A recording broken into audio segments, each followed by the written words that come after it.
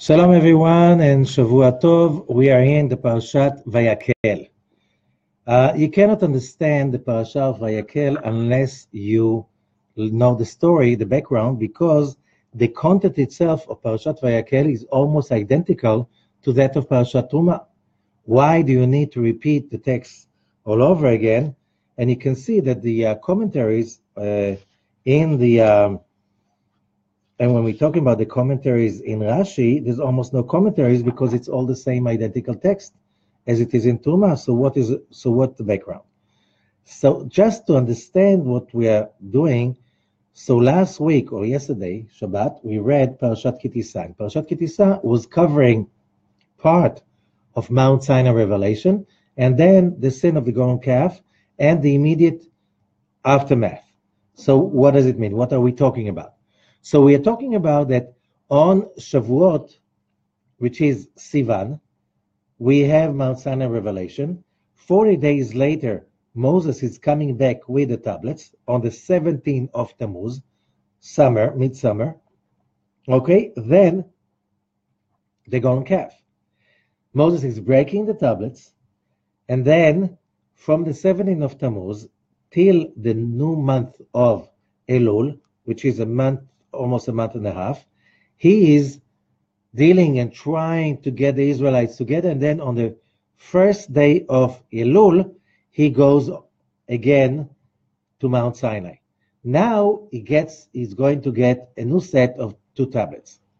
He's there 40 days, and 40 days after Rosh Chodesh Elul, he's coming back. This is Yom Kippur, and he's coming back with the forgiveness.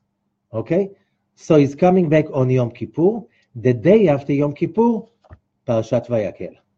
So Parashat VaYak'hel is being said the day after Yom Kippur.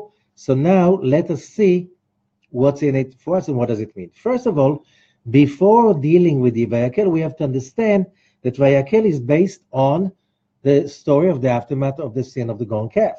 And what do you have in the aftermath of the sin of the golden calf? And we said last year, we have an amazing lesson over here, a very, very powerful and very, very important lesson to whoever wants to understand what does it mean to be spiritual. Okay, so the story that we see over here is that golden calf is a terrible, terrible, unprecedented kind of a transgression. Why? The nation of Israel is on Mount Sinai. We are receiving endless life, immortality, no pain, no death anymore, no disappointment. It's flying on a cloud. And we mess it up, doing a golden calf. It's like, well, there's no way we can understand really what happened over there. But what's in it for us is to learn from the reaction of Moses. Moses is doing something so powerful that we have to learn it to apply to our everyday life. And what is he doing? Moses on Mount Sinai, instead of going into a terrible, terrible guilt and remorse about how could we do that, because that's a transgression, a sin, whatever you call it. This is a fall. This is a fall that can be compared only to the sin of Adam. And the same way we cannot understand what Adam did and how did he do it in the Garden of Eden, we cannot understand what the Israelites did with the golden calf, although it says it was mostly done by the Erev Rav, which are Egyptians that joined the Israelites leaving Egypt. But this is not the case. The case is looking at the reaction of Moses. And Moses is saying, or is reacting in a very, very important way. We have to understand it and to apply it to ourselves. This is so important, and you have to get it. Okay, what is he doing? What is Moses doing? He is, first of all, when the Creator says to Moses, I'll destroy all of them and make from you a new nation, we already said before, Moses says, either we're all together. If you kill us, kill all of us. If you let us stay, it's all of us together. I'm not going to separate myself from them. Okay, and what would the world say about you, God? that you took a whole nation out of Egypt and you had no power to bring them to the promised land as you promised. He's like, what they say, the best way to protect yourself, to defend yourself, is the offense, right? The best defense is offense. He's on the offense. He's not going to, okay, we're terrible, please love us, please have mercy for. He's not doing that. He's on the offense. Not just he's on the offense, more than that. He's going into this discussion with the Creator. That, let's go to chapter 33 in Parashat Kitisab, chapter 33, verse 18. Vayomar har'eni na'et kvodecha, show me, and Moses says to God, show me your glory, your honor. Vayomer ani avir kol tuvi al panecha vekarati b'shem Hashem lefanecha vechanoti et asher achon. There's an answer it's very hard to say, but it's like the whole thing, which is what's important over here, that as my teacher, the great Kabbalist Rabbi Peretz, said, can you imagine what Moses is doing? He's following exactly what monotheism is about. What is monotheism? We have to understand it. What is monotheism? Most people have no idea what does it mean. Monotheism is not just the belief in one God sitting up in heaven and it's my God and not yours. Okay? That's called politics. Nothing to do with monotheism. Because if this is the case, I don't care if there are 10,000 gods or 3 gods or 2, or maybe it doesn't matter. It's their gods and my gods and stuff like this. Abraham is bringing to the world a message, and Moses shows us what this message is about. There is one God, and this God is everything, including each one of us. Which means there's a God everywhere. Everything is part of God. Whatever happens to us is part of God. And that means that you have to give respect to every inanimate, vegetable, animal kingdom, creature, and human, because all of them are part of God. This is one thing. Another thing is, if there is a one God, just one God, and there's nothing but this God, and what the Ramchal, Rabbi Moshe Chaim Luzzatto, was saying, he was from Italy in the 18th century, one of the greatest Kabbalists, and he was saying, the whole thing about God, the nature of what is good is to do good. And because he is the good, the ultimate good, his nature is good, which means he created us to experience that good, to experience joy, pleasure, and fulfillment. Now, this is all what it's about. So that's why we were created as creatures that are desiring good, to feel good. We're designed for that. Now, the nature of what is good is to do good. That's what the Ramchal is saying. So now, the thing that we have to understand, if this is the nature of God, he's there to give us joy. There's nothing else. That's the whole story. That's the whole story. There's another thing, says the Ramchal, that we learn in Kabbalistic classes, that the problem is, since we are made in his image, of course he doesn't have a physical image, we're talking about spiritual image, the same way God does not need anybody's favors, we can stand having free gifts. So this world was created for all of us so we can earn that good. Okay? But still, returning to monotheism, there is one God, one good that is everywhere. It's imbued in every aspect of creation. And there's one purpose of it all, to make us feel happy. Now, so you have to understand that there is a God, the God, and he's crazy about each one of us. And all what it is about is like, how can we experience that good that we were created for? The question is, what if we do not accept it good? What if we choose to be miserable and upset? Did you ever try to make somebody happy and they refused? And what was your punishment? You can't force people to be happy because, as I said, they have to do it on their own. They have to feel good on their own. You can make somebody happy only for a short time. After a while, it becomes a dependency, and the moment it becomes a dependency, it will get sour sooner or later. Okay? If a person does not connect to the image of God within him, he's not going to be able to experience success and real, true, lasting happiness. So, understanding that, Moses is giving us a huge lesson, because we're talking about being in a disaster of magnitude we cannot imagine. Instead of being there broken into pieces, crying and mourning, Moses is saying to God, show me your glory. And Rav Peretz is saying, no more than that. He's using chutzpah of a great magnitude. What is he saying to God?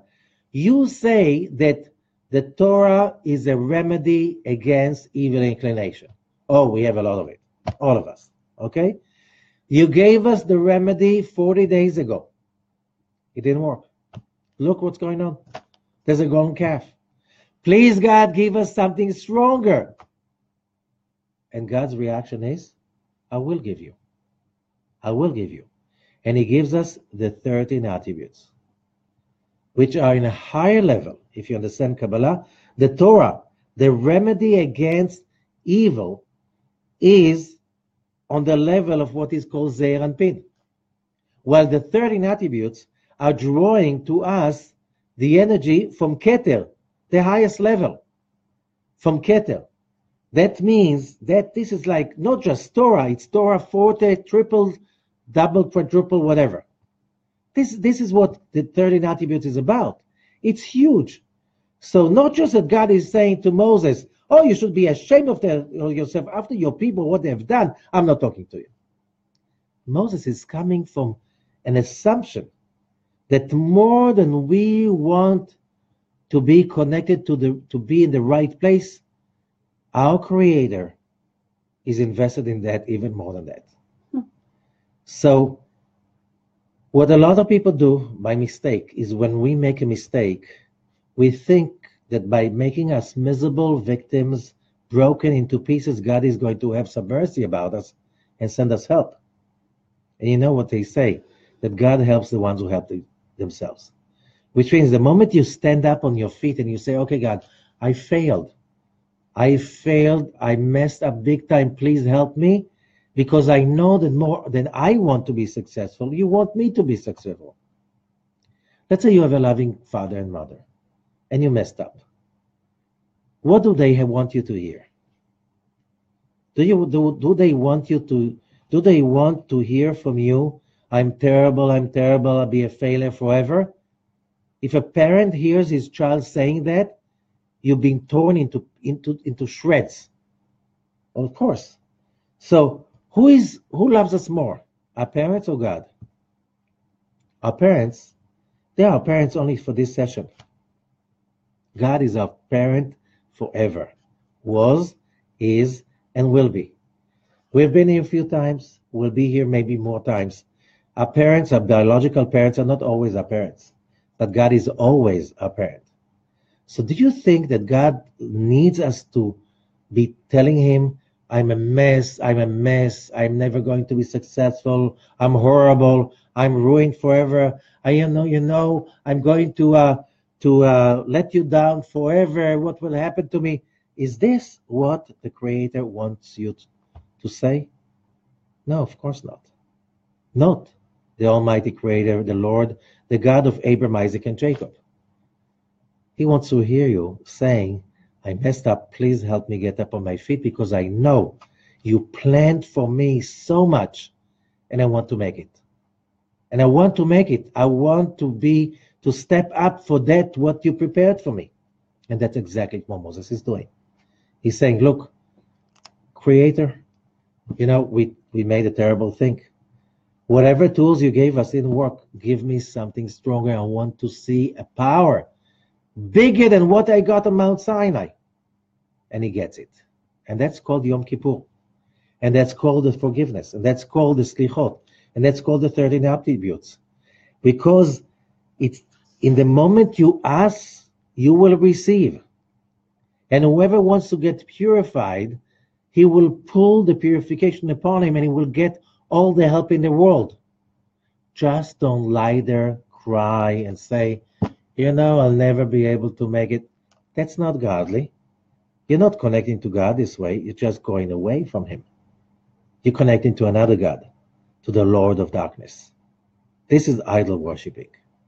And there's no Lord of darkness. It's only a wrong opinion that we have about the universe. Like, oh, God, he hates me. He's angry about me. How can he be angry about you? He created you for one purpose. I hurt him. Can you hurt God? Do you really think that you can hurt God? The endless power that is in the universe, can you change him? Can we change him? No, we can't. Can the effect change the cause? Can the limited, finite change the endless?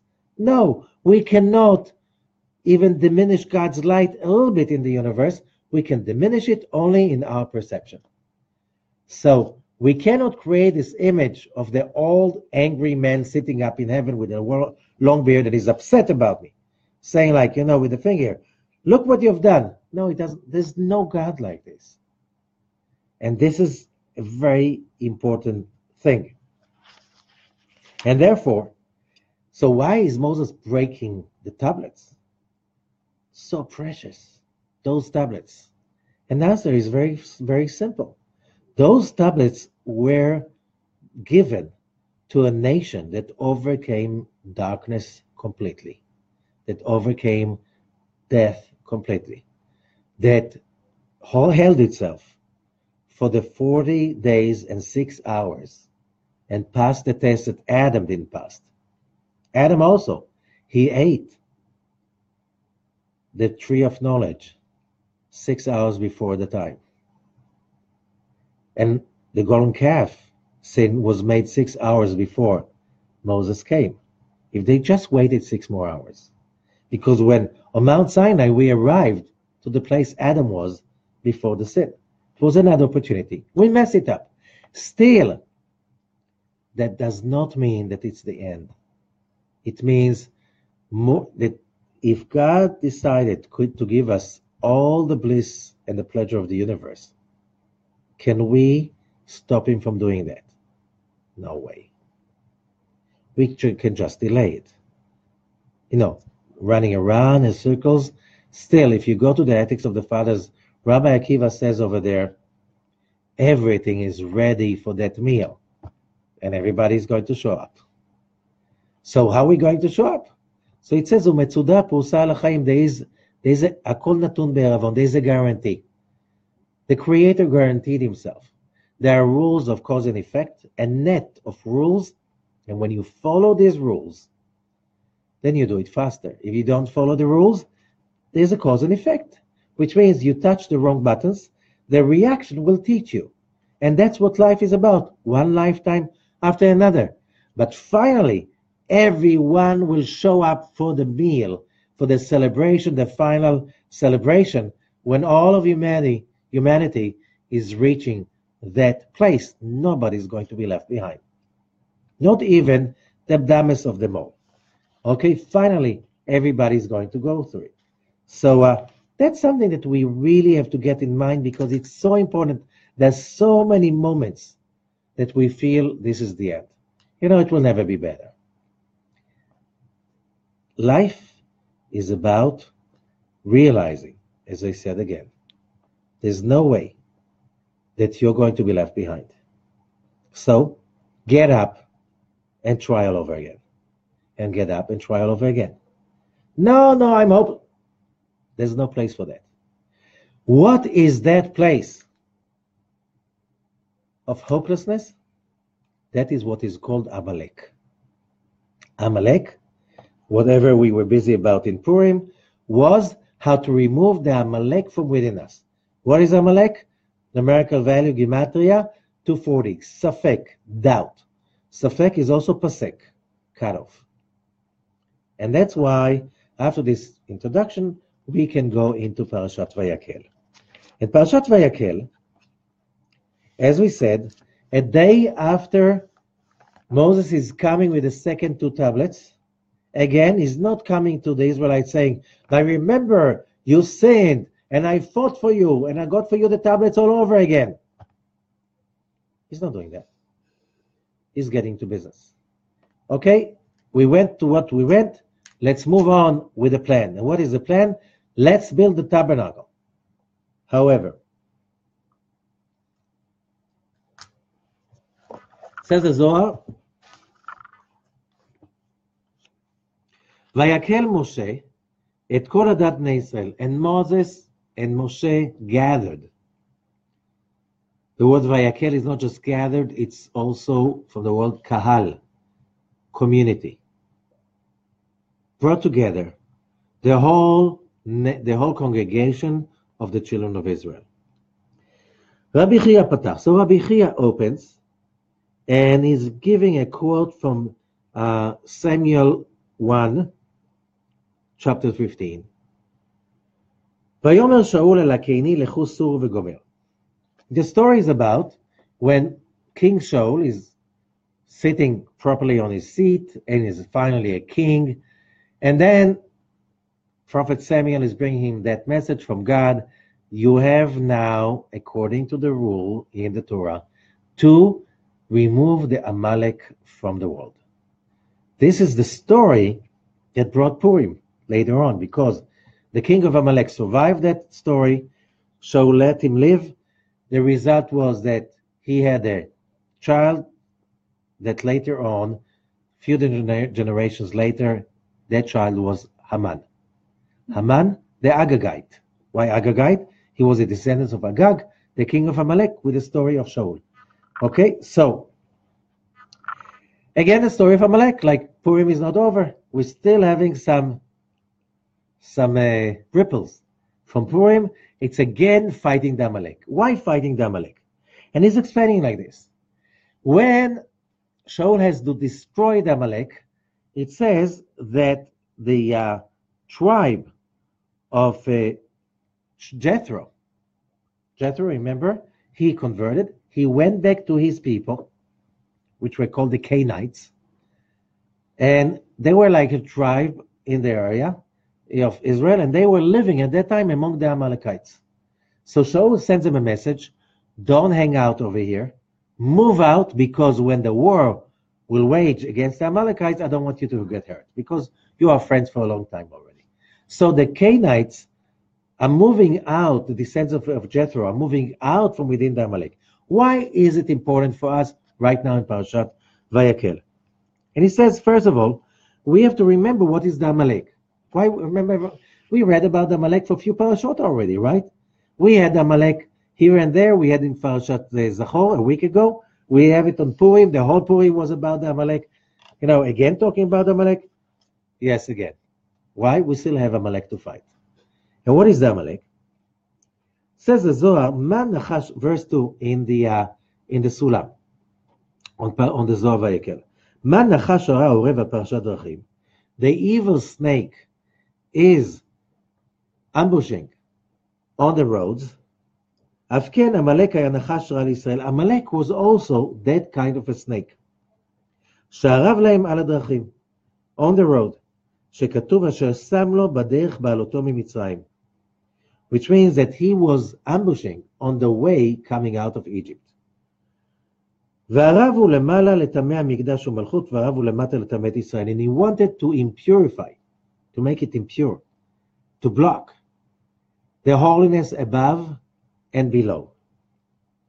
מאין לנו, how do we know? שכתוב אשר קרחה בדרך, because it says that the word is karcha baderech. The meaning of the word karcha. Karcha, says the Zohar, comes from the word keri. Keri is coming from the word accident. Mikre. Mikre. What does it mean? When a person is totally disconnected, whatever happens to him, it is just an incident. It's just an incident. Coincidence. It just happened. What the odds, but things do happen. That means that the person puts everything as this is an incident, this is an incident, this is an incident. He doesn't see the word mikre is also the letter of Rakam Hashem. The creator make it like an embroidery. It's all tied together. It's all tied together. There are no, as we said before, if everything is God, it is nothing but God. So also all the events that happen are also the embroidery of God. It's like a big, like a makeshift of embroideries.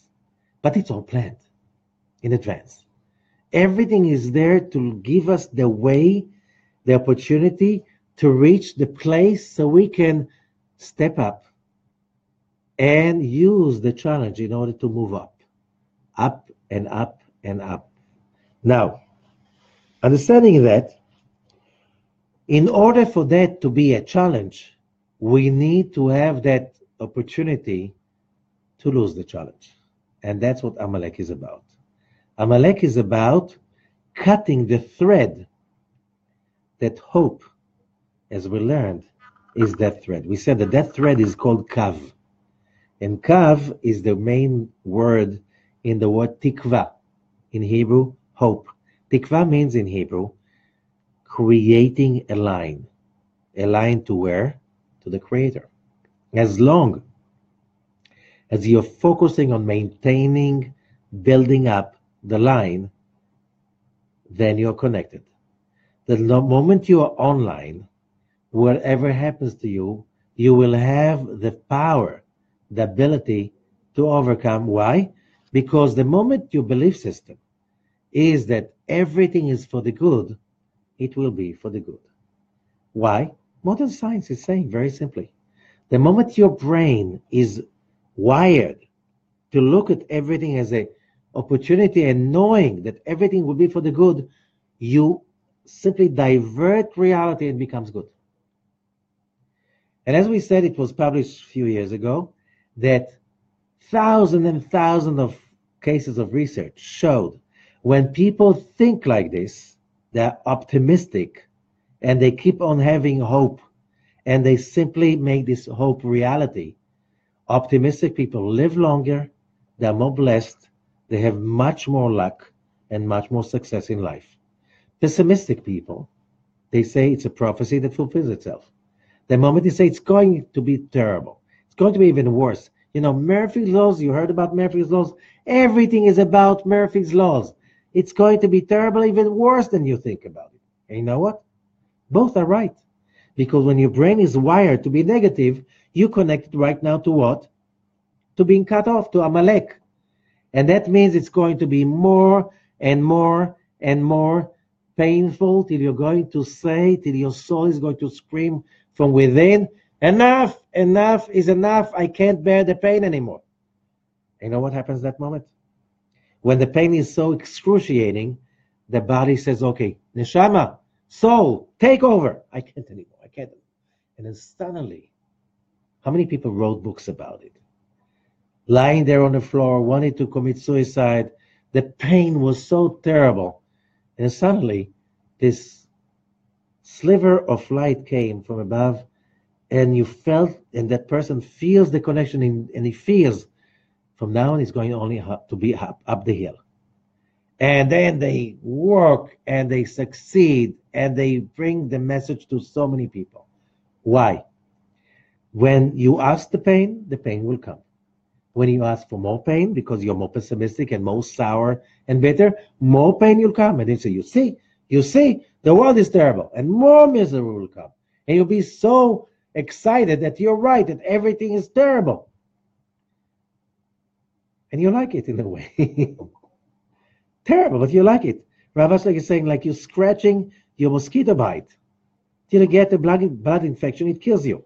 But meanwhile, you enjoy it. You enjoy scratching. That's how it is. But after a few lifetimes that you kill yourself with blood poisoning of bitterness, something is there that the pain is so strong that the body says to the neshama, take over. Soul, take over, I can't anymore. And the moment the soul takes over, Amalek is gone. And suddenly this hope is appearing. This line is there, and everything is possible. There's a payment. The payment is all the pain that you have to say, okay, I'm willing to give up the pain. Okay. The doors of heaven open up. So reality is only what you make of it. So you want reality to be better for you, you have to work on this, on your brain. And if you really rewire your brain, and that's what it is. So that's why the destruction of the Amalek is essential, because the Amalek is that part of our personality that says, no, that was by coincidence. No, that just is a mere luck. This is just it happened. That's what Amalek is about. In that moment, this is the kind of person that kills everything, that poisons everything. When somebody is happy, nah. When somebody is successful, nah. When something is holy, that's a fake. Everything is fake. So, you're just in this place. Nobody can disappoint you because you expect nothing, only terrible stuff.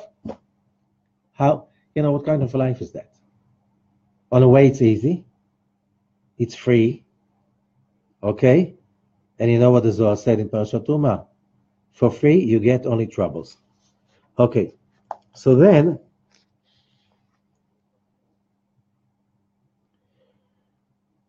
he goes into this important thing that we have to understand.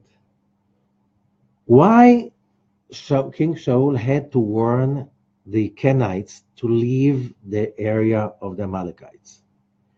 And the answer is as follows. Verse 6 in the Zohar, פירוש הסולם. משום כי בזמן שנמצאים רשעים, אלו החסידים והצדיקים הנמצאים ביניהם נתפסים בעוונם.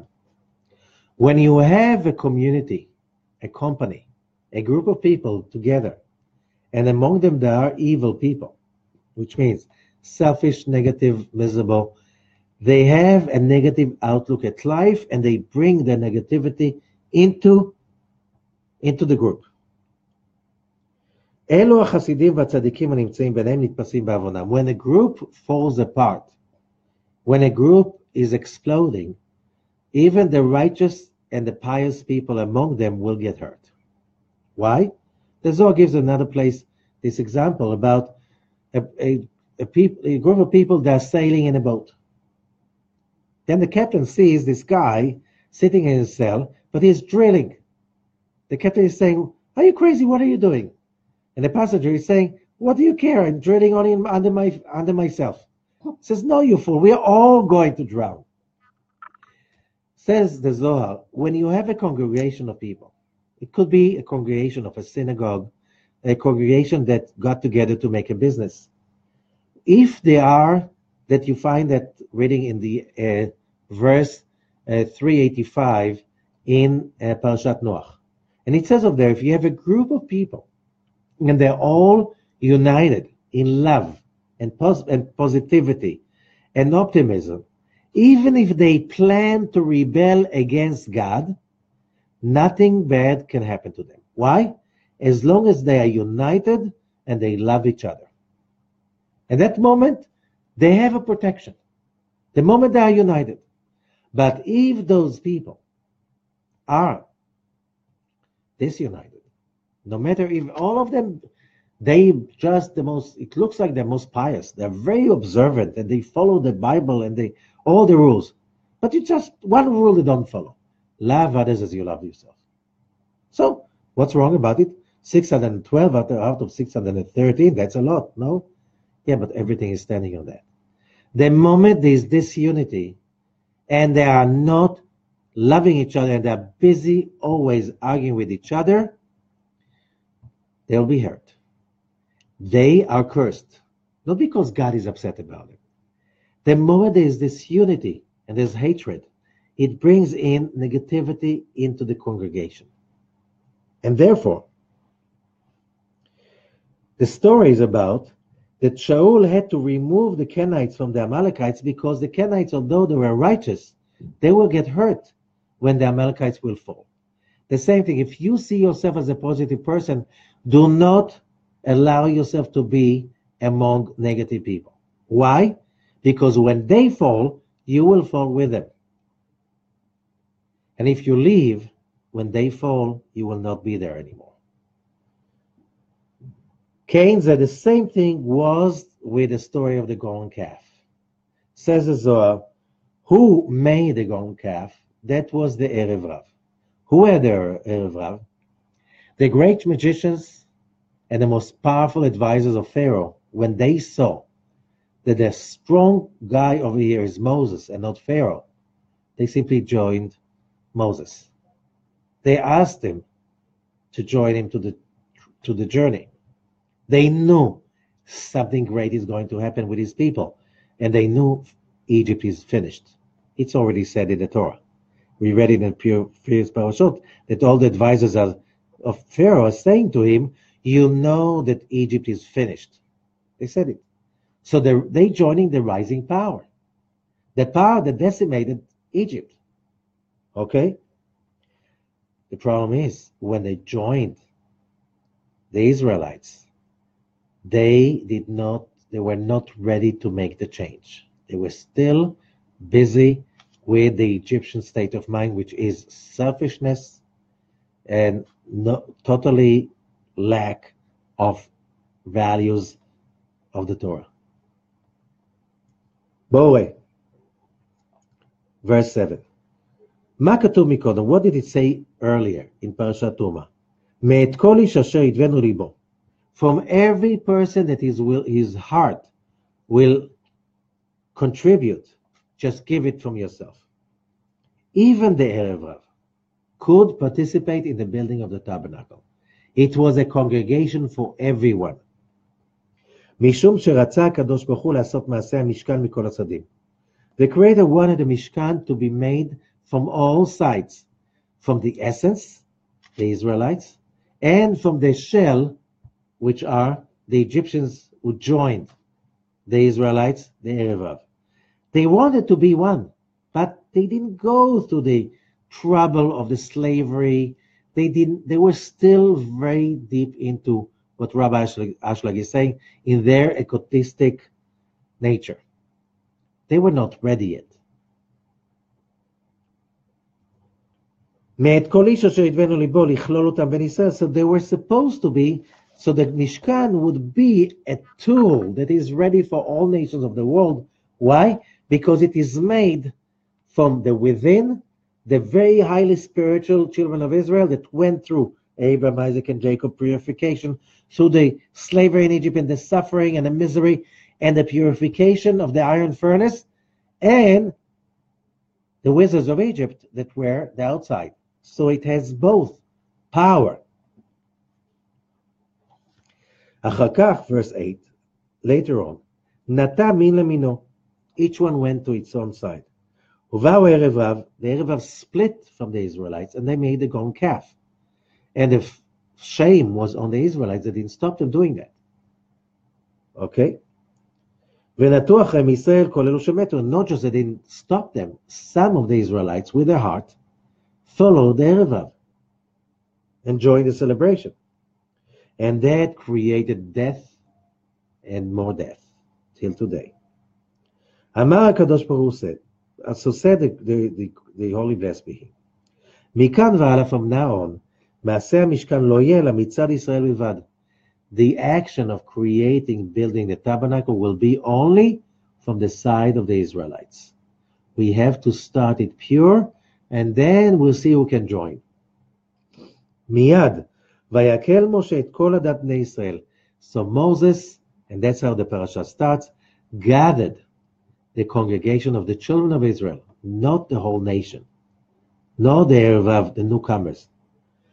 And it says, ויאמר, and then, קחו מאיתכם, take only from you, תרומה, a contribution, and raising it to the Creator. מאיתכם, from you only. Not as before, from everyone, just from you. Okay, so we learn from that few things. And one of them, Rav Ashlag is explaining that if we go into, again, the ethics of the fathers, when it says, "Aseh lecha rav ukneh lecha chaver," for a person to grow spiritually, It is not enough to study the right stuff because there's so many people around the world that took scriptures, holy scriptures, let's say the Torah, and made from it horrible stuff in the name of God. So much separation, so much hatred, so much negativity came up in the name of God of Abraham, Isaac, and Jacob. Is that the God of Abraham, Isaac, and Jacob? No, for sure not. How could somebody come with such a lie?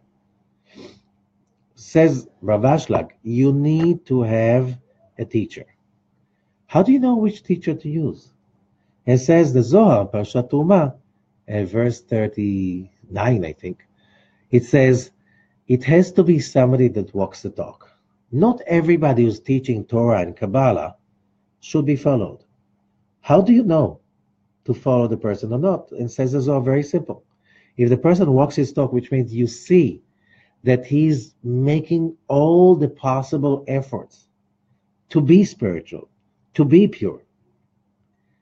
Just saying, don't you want to find somebody who's perfect? Remember, there's a catch into being perfect. There are perfect people in heaven. On earth, Ein tzaddik she'aseh tov v'lo yachta. There's no righteous man that will do only good without sinning. The moment you're on earth, you make mistakes. That's why the 24 books of the Hebrew Bible, the Tanakh, say all the time, again and again, tell us about the shortcomings of Abraham and the mistakes of Isaac and the mistakes of Jacob and Sarah and Leah and all of these, and Moses and King David, and everyone made mistakes. Why? Don't expect people to be perfect because they're human. Humans are not perfect. And I'll say it again and again. We are not here to be perfect. We're here to perfect ourselves. So when you see somebody perfect, you can't deal with that. You know, what do I have in common with somebody who's perfect? I need somebody who's working very hard to perfect himself. And somebody that works it out with devotion, with excitement, with focus, with commitment, that will give me the inspiration to make the effort myself and to change, to have that desire to change. Somebody who's already perfect. You know, my rabbi used to say, I'm most afraid from people who think they got there already. They don't need to make any effort anymore. They already got there. No, we're not perfect. What's perfect is the devotion and the effort. That should be perfect. The result, it will take time. So don't you ever expect a human being to be perfect, because there are no human beings who are perfect. At the same time, then after that, then you get disappointed. Why? I thought he's perfect. He's so holy, he's perfect. Nobody's perfect. Okay, remember that. No one. Why do we have to know that? Because that's idol worshiping. Putting God in a human being, turning him perfect, that's already the beginning of absolute power that is corrupting everyone. So the first thing is, what we need is somebody around us that his devotion, that his effort will inspire us to make also the effort to transform. That's one thing. And also you need an environment of people that have the same values, that believing in something like this. So Rav Ashlag is saying in the beginning, people have to create their own little communities in which there are people, like-minded people, that they can support each other, because we know we are not perfect. B, because we know we are not perfect, we're watching each other. C, we know because we're not perfect, we all have to rise. And D, because we're not perfect, we are too weak to rise by ourselves. And that means that we have to support each other. So one for all and all for one. And, you know, when you need help, we are all going to push you upwards. And when you need help, we are going to push you upwards. And that's a basic of community. And if somebody wants to join us and he does not want to change and to transform, because he's okay, I already got there. He's the one who's drilling in the boat. And you're not supposed to take this guy in. He's the Erev Rav who's trying to put doubt No, why should we? We can't. It's impossible. We never. No, we're here to just inspire each other to move forward that we can. Yes, we can. Yes, we can. Yes, we can. This is what community is about, instilling hope in each other. When one falls, the others pick him up. And nothing. No, don't worry. We love you. We support you. God loves you even more. Let's try all over again. That's what community is about. That's what teamwork is about. This is what life is about. And this is what Parashat VaYak'hel is about. Yes, we messed up with the golden calf. Moses is teaching us, let's get to business. Now what? Will sit and mourn? That's not going to do any good to anyone. So get up and start building. Building the tabernacle, building your temple. Because building the temple, you become a temple builder. And somebody who's a temple builder, it's being felt. His posture, his behavior, his commitment, the way they talk, the way they move, it's all different because there's a purpose to make this world holy. And this is what you want. And you know, sometimes I'm strong about it, and sometimes I'm not so strong about it. But when I'm surrounded with people that, you know, it's enough that one person is saying, let's go, and everybody's tired. Okay, let's go. Why? Because that's when one falls, you know, you're being backed up. This is so important. This is so important. And what about the people that are not there? They're not in your community. They can be your friends. You can work with them, but don't see them as your reference group because they will pull you down. People with Amalek consciousness are not supposed to be any reference because this is something that only when the community is strong enough and they want to join in, you can take them one by one because then they'll have to be like the others. You know what's the problem is? The problem is this is very painful, people like this. Because a person that all his life was kind of, it's not going to work, being cynical and bitter about everything. And now you're in a crowd that everybody's positive, everybody's hopeful, everybody's loving. How do you feel? You feel like the scum of the earth. So either you hate the group and you leave them, or you feel like the scum of the earth and you're trying to change. But meanwhile, it's like what they say in Hebrew is cutting in a live flesh. Why? Because all your life you thought, that's what I am. I'm a practical, reasonable person. I don't believe in anything. Everything is like by coincidence. God is not in the business, and blah, blah, blah, blah, blah, blah, blah. Exactly this garbage talk. And suddenly, it was all a lie. I don't want it anymore. It's cutting in the flesh. Till you separate it, you feel terrible. Not everybody can do that. Only if the community hugs that person and is able to ground him and to take care of him. And when they start with that blah, blah, blah, blah negativity, everybody can do with love. Enough is enough. You cannot talk like this over here. What happened to you? Why are you miserable? Why are you bitter?